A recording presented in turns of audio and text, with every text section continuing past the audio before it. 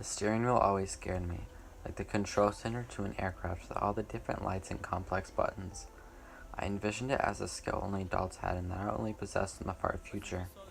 I only really sat in the driver's seat just to feel rebellious as a kid when the car was parked, although I never even truly drove a car.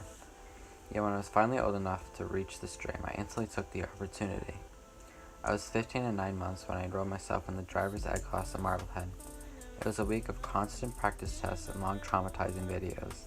The long hours each day sitting in a cramped room with 50 other students was really not a good experience for me.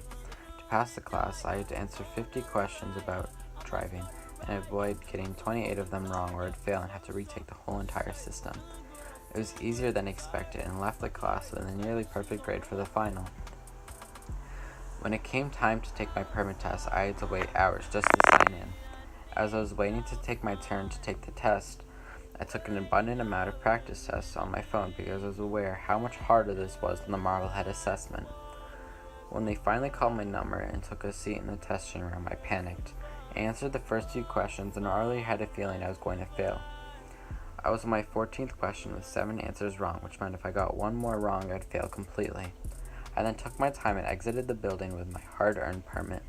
The next day, I immediately hopped in the front seat, hesitant at first, experiencing a rush of power and maturity. I started in the graveyard, of course, and eventually developed my way onto the roads. I was finally getting my skill that I once thought only adults had, and started to view myself as a matured human being taking my first steps into adulthood.